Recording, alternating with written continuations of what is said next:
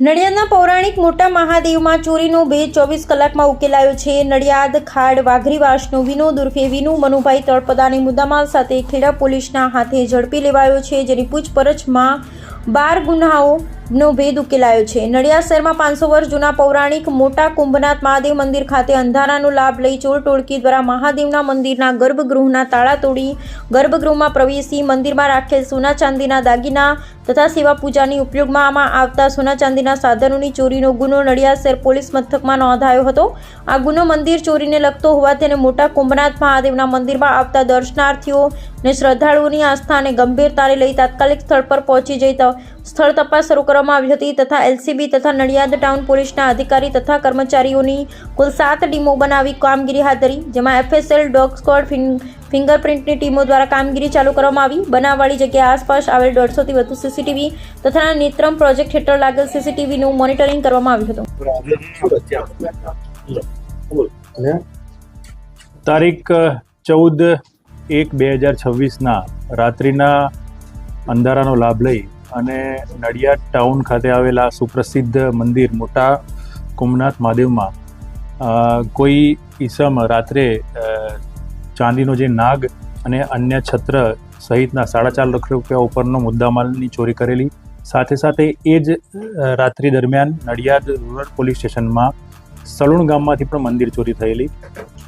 આ મંદિર ચોરી થયા બાદ જ્યારે સવારે ખબર પડી ત્યારે ઘટના સ્થળ ઉપર જઈ અને ચાન્સ પ્રિન્ટ લેવામાં આવી, સીસીટીવી કેમેરા તપાસવામાં આવ્યા. અલગ અલગ 7 ટીમો બનાવી નડિયાદ ટાઉન અને એલસીબી પોલીસ એમાં ડિટેક્શન કરવાના કામે લાગી, જેમાં હ્યુમન ઇન્ટેલિજન્સ અને સીસીટીવી કેમેરાના એનાલિસિસથી એક વિનોદ મનુભાઈ તળપદા સલૂણવાળાને એમાં રાઉન્ડઅપ કરી એની પૂછપરછ કરતા એને આ બંને ચોરી કરી હોવાનું કબૂલ્યું હતું અને તમામ ઓરિજિનલ મુદ્દામાલ 4.5 લાખ રૂપિયા ઉપરનો મુદ્દામાલ એ એની પાસેથી કબજે કરેલ છે. આરોપી કેવી રીતે પકડ્યો? મેં આપને કહ્યું કે સીસીટીવી કેમેરા તપાસતા જે ટીમ જે છે આ આરોપીના વિરુદ્ધમાં અગાઉ 12 ગુના દાખલ થયેલા છે, એટલે એક પ્રકારનો હિસ્ટ્રી સીટર છે. એટલે એના ફૂટેજ પરથી જે ડિસ્ટાફની ટીમ છે એને ખબર પડી કે આ આરોપી એ વિનોદ તળપદા છે.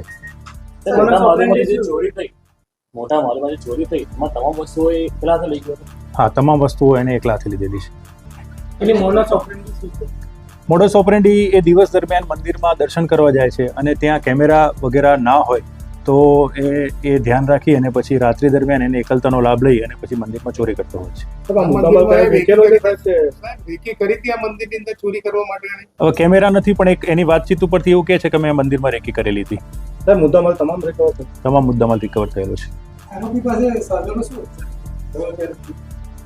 આરોપી પાસે જે ટોમી હોય છે એ જેનાથી લોક તોડ નાખતા હોય છે એ અને કટર, આ 2 વસ્તુ એની પાસેથી મળેલી છે. હાલ પૂરતી તો કોઈ સંડોવણી નથી. ચોરી કરવાનું કારણ મુદ્દામાલ વેચી અને પૈસા કમાવાનું એકમાત્ર કારણ દેખાય છે.